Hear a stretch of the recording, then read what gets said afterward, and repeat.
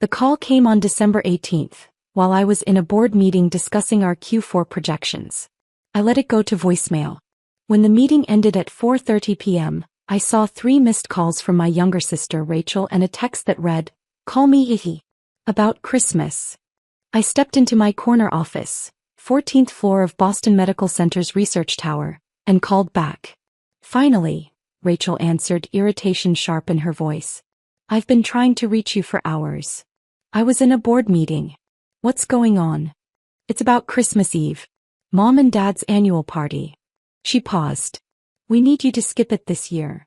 I set down my coffee. "Excuse me. Look, don't make this a big thing. It's just, my boyfriend is coming. Dr. Marcus Chen. He's a cardiothoracic surgeon at Mass General and he's kind of a big deal. He's being considered for department head. And I've told him about our family. About how successful we all are. Dad's accounting firm, Mom's interior design business, me working in pharmaceutical sales." She trailed off. "But not about me. Natalie, come on. You know how it is. You're 34, still single, living in that tiny apartment, working some hospital job we don't really understand. Marcus comes from a family of doctors and academics. If he meets you and realizes you're, well, struggling, it's going to raise questions about our family."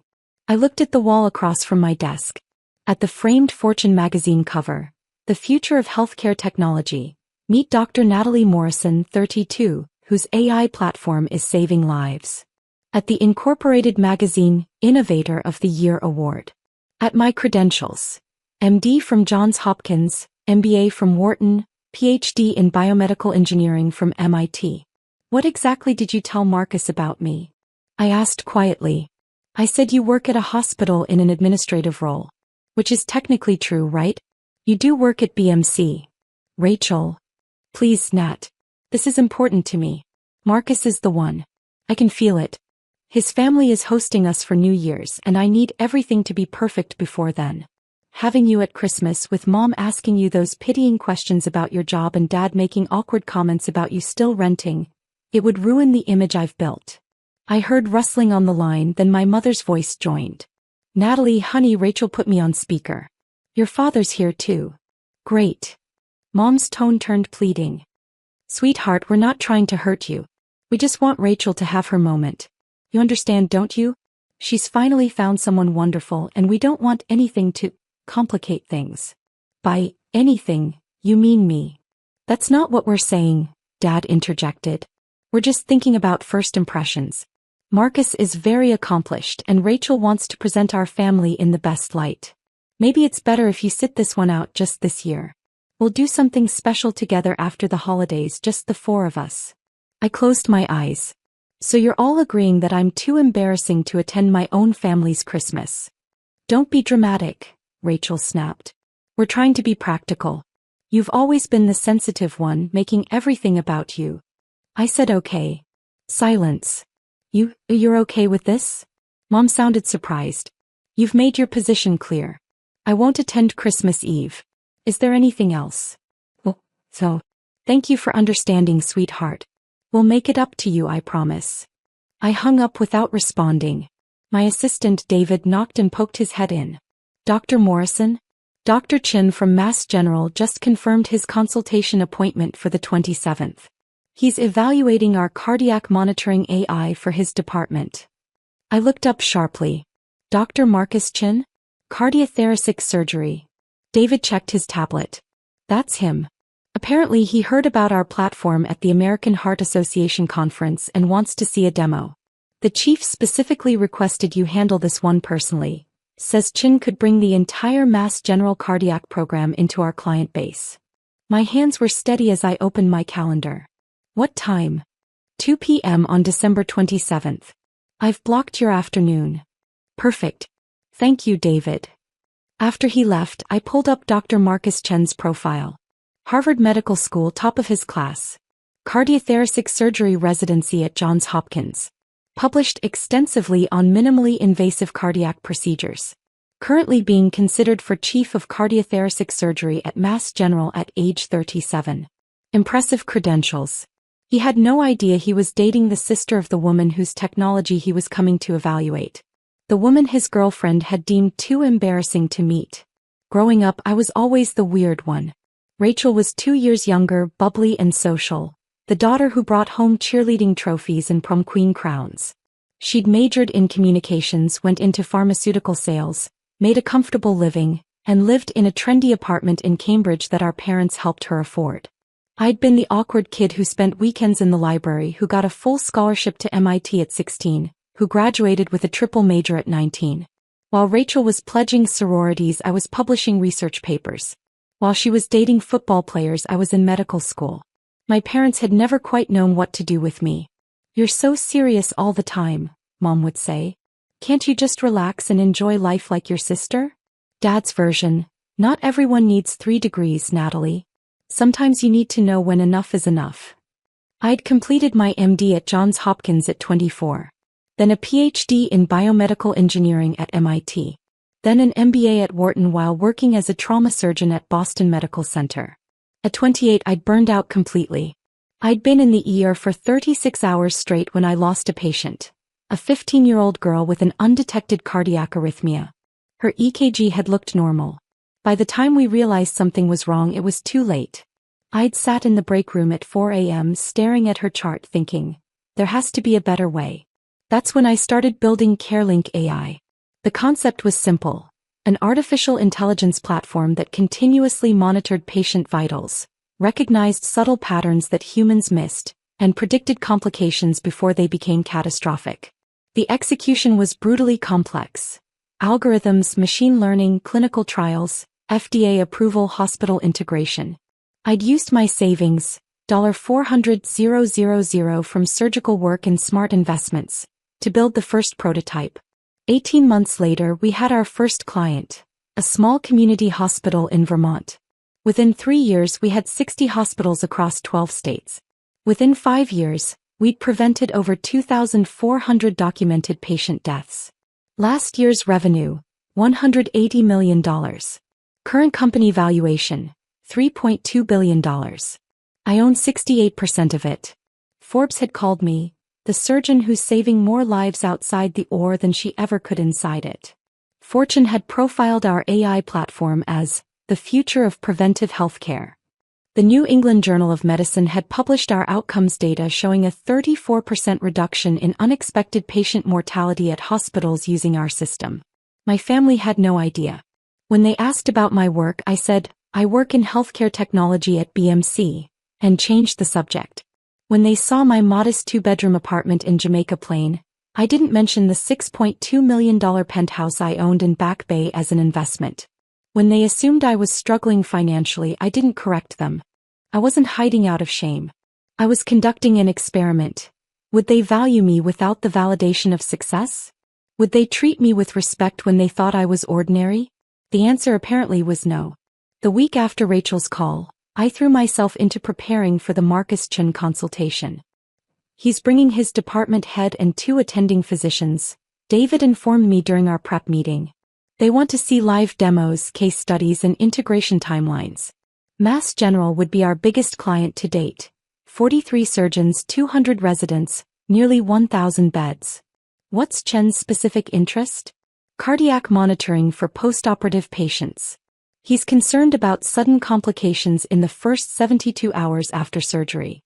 Wants to know if our AI can predict events like tamponade, arrhythmia, or pulmonary embolism before they become critical.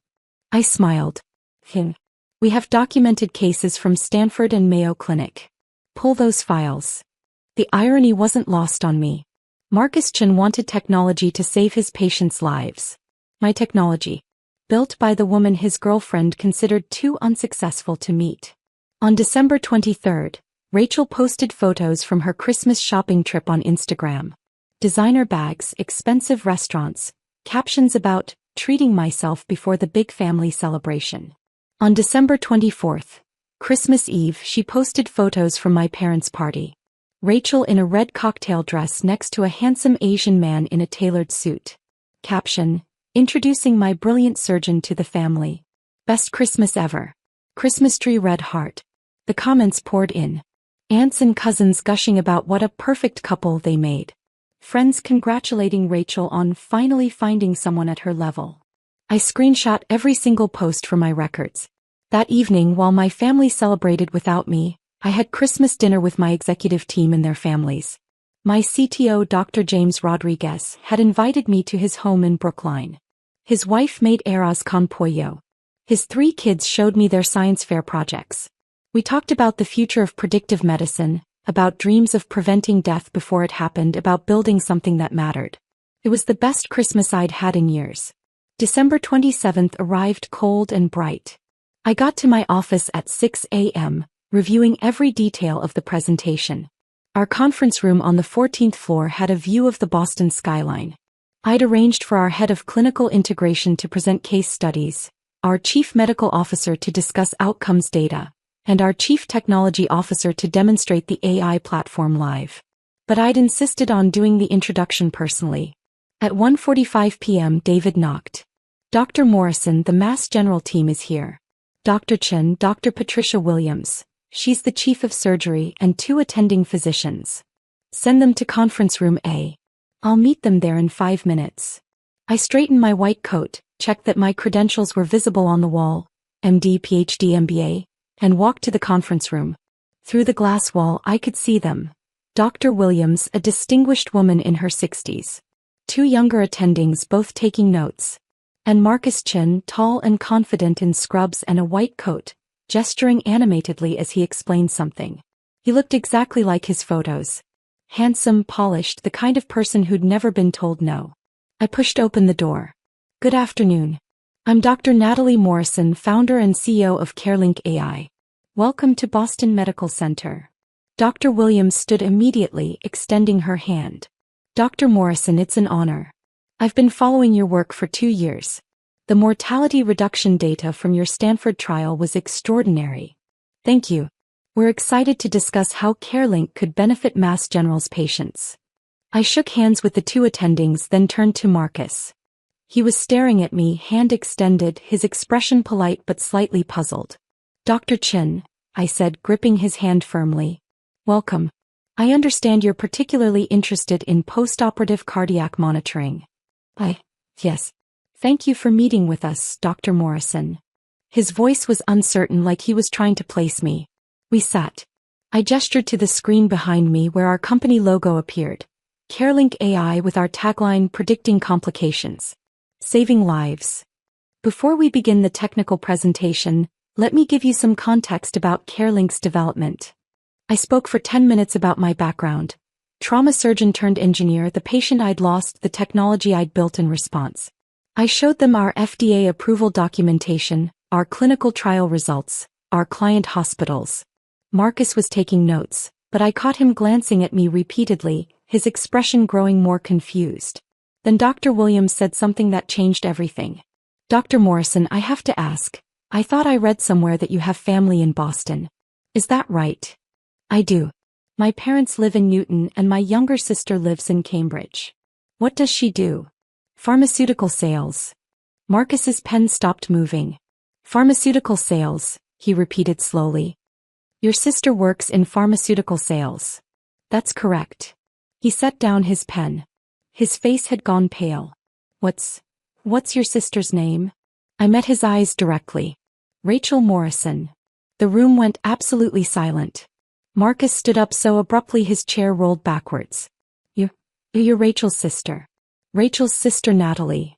I am. But she said you worked in hospital administration. Some entry-level position. She said you were. He couldn't finish the sentence. Dr. Williams looked between us, confused. Is there a problem? Marcus's voice came out strangled. Rachel is my girlfriend. I met her family on Christmas Eve. She told me she had a sister who wasn't attending because she had to work. She said you worked in a low-level hospital job and weren't really part of the family's success story. The 2 attending physicians shifted uncomfortably. I kept my voice professional. I see.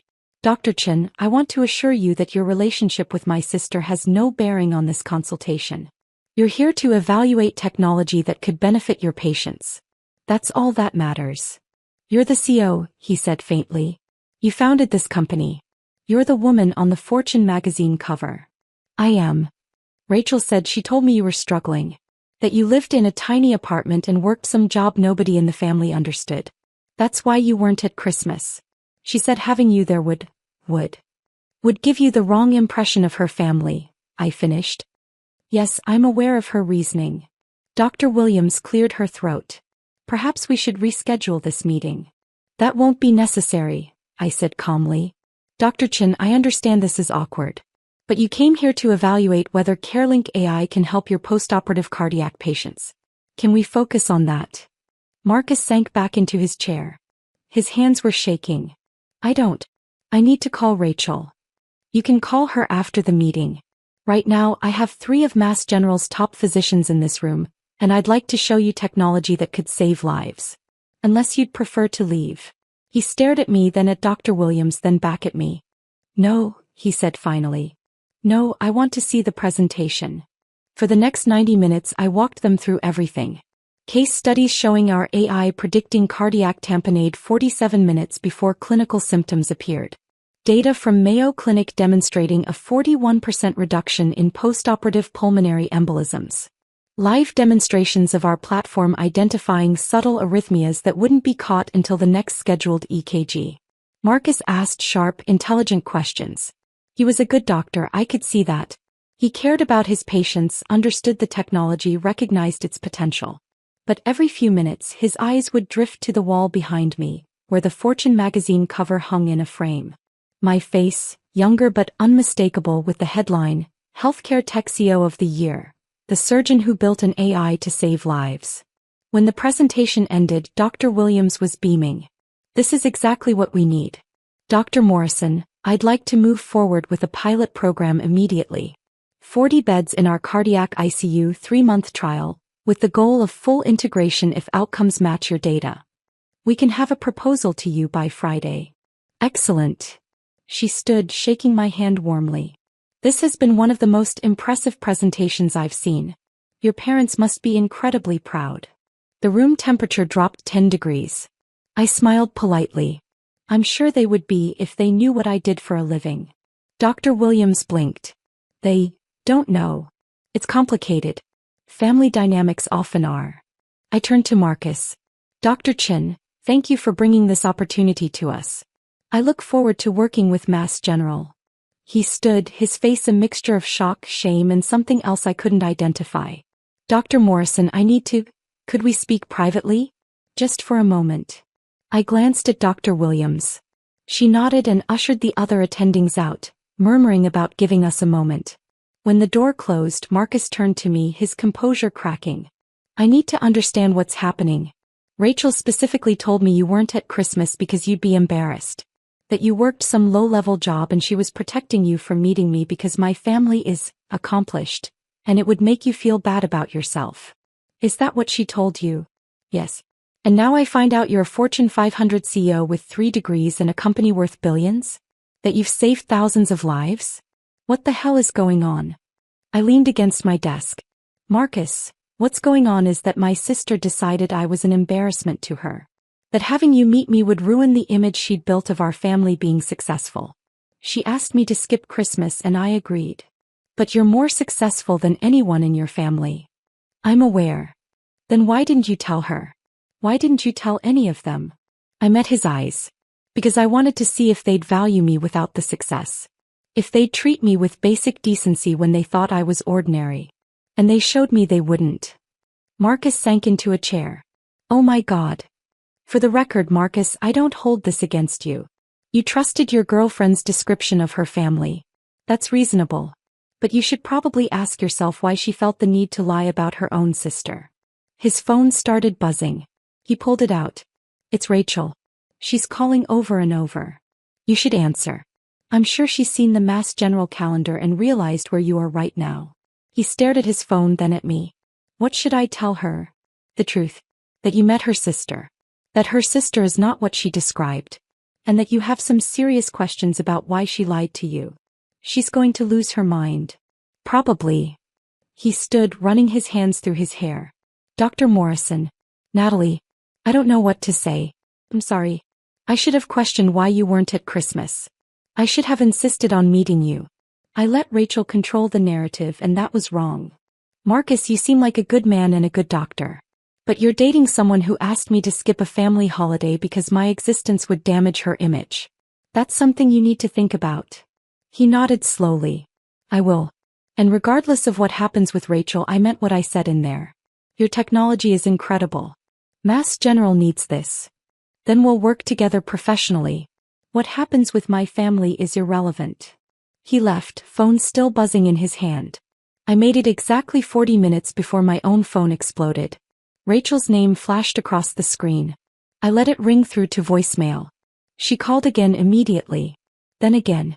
On the fourth call I answered. What did you do? Her scream was so loud I had to pull the phone away from my ear. Hello, Rachel. Hello, Rachel, to me. Marcus just left your office completely freaked out. He's saying you're some CEO? That you founded a company? That you're on magazine covers? What the hell is happening? Marcus came to evaluate my company's AI platform for Mass General. It was a productive meeting. Your company? Natalie, stop playing games. You work in hospital administration. No, Rachel.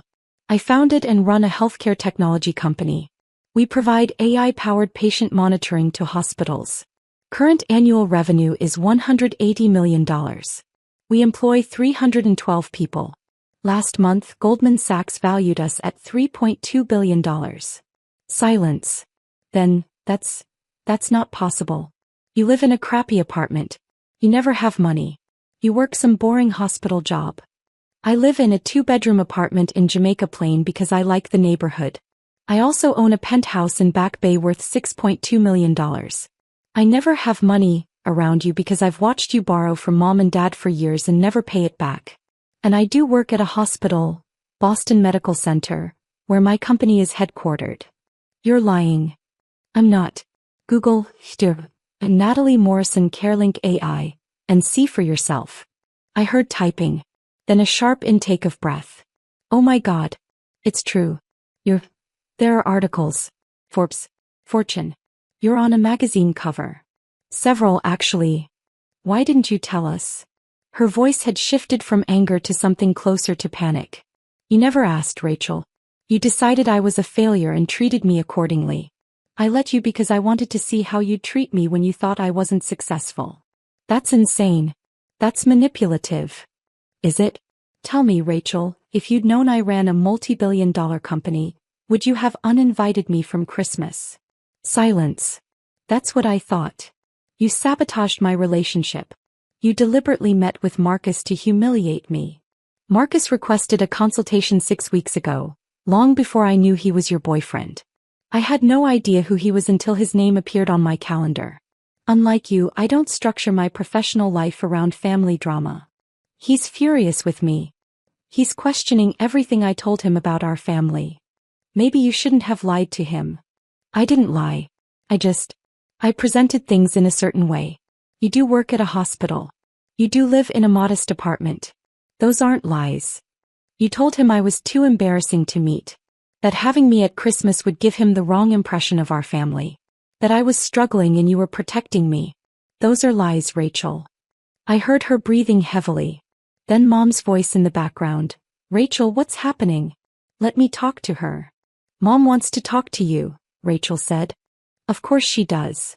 There was shuffling, then Mom's voice, tight with confusion. Natalie? Rachel is very upset. She says you met Marcus today and told him some story about being a CEO. It's not a story, Mom. I am a CEO. I founded a healthcare technology company 7 years ago. We save lives using artificial intelligence. It's quite successful. Sweetheart, I don't understand. You never mentioned any of this. You never asked. You assumed I was struggling and I let you assume it because I wanted to see how you'd treat me. That's not fair. We've always supported you. You uninvited me from Christmas because Rachel thought I'd embarrass her boyfriend. You chose her image over my inclusion in my own family. That's not support, Mom. We were trying to help Rachel make a good impression. By hiding me. By presenting your family as successful while excluding the daughter who actually built something. How exactly is that helping anyone? Dad's voice joined in. Natalie, your mother and I are very confused. Rachel showed us these articles about you. They say you're worth billions. Is that true? My company is valued at $3.2 billion. I own 68% of it. So yes, my stake is worth approximately $2.17 billion on paper. Complete silence. Then Dad, $2 billion. Approximately. And you never thought to mention this to your family? I mentioned it repeatedly, Dad. I told you I was working in healthcare technology. I told you I was building something important. You told me I had too many degrees, that I needed to relax like Rachel, that I was too serious. You decided I was the family failure without ever asking what I'd actually built. We didn't decide you were a failure. You excluded me from Christmas, Dad. Rachel explicitly said having me meet her boyfriend would give the wrong impression because I was struggling. You and Mom agreed. That's deciding I'm a failure. Mom's voice cracked. We made a mistake. Yes. You did. Can we fix this? Dad asked. Can you come to dinner? We need to talk about this properly. Why? So you can celebrate now that you know I'm successful? So you can tell your friends your daughter is a billionaire? Where was this interest when you thought I was ordinary? That's not fair, Rachel interjected, her voice venomous. You're punishing us for trying to protect my relationship. I'm not punishing anyone, Rachel. I'm running my company. Marcus came to evaluate my technology because he wants to save his patients' lives. The fact that it's inconvenient for you is irrelevant. He's talking about breaking up with me. He says he can't trust someone who lied about their own sister. Then maybe you shouldn't have lied about your own sister. I hate you. The line went dead. 2 minutes later, my phone buzzed with a text from Marcus. I'm sorry about Rachel. For what it's worth, I told her we're done. I can't be with someone who treats family that way. Thank you for your honesty. Looking forward to working together professionally. I replied, I'm sorry it ended that way. You deserve someone who values integrity. I'll have the Mass General proposal ready by Friday. The next morning, my parents appeared at my office. David buzzed me. Dr. Morrison, there's a Mr. and Mrs. Morrison here to see you. They don't have an appointment, but they're insisting it's urgent. Send them in. My parents walked into my office looking smaller than I remembered. Older. Mom's eyes were red from crying. Dad's face was gray with stress. They both stopped when they saw the space. The harbor view. The awards on the wall. The Fortune cover. The credentials. Natalie, Mom whispered. This is really your office? It is. Dad walked to the wall reading my degrees out loud. Doctor of Medicine, Johns Hopkins. PhD in Biomedical Engineering, MIT. MBA, Wharton. He turned to me. When did you do all this? Over the last 15 years. While you were asking when I'd settle down and be normal like Rachel. He flinched. Mom sat down uninvited. Marcus broke up with Rachel last night. She's devastated. I'm sorry to hear that. Are you? Mom's voice turned sharp. You don't sound sorry. You sound satisfied. I'm sorry Rachel is hurt. I'm not sorry that Marcus realized she lied to him.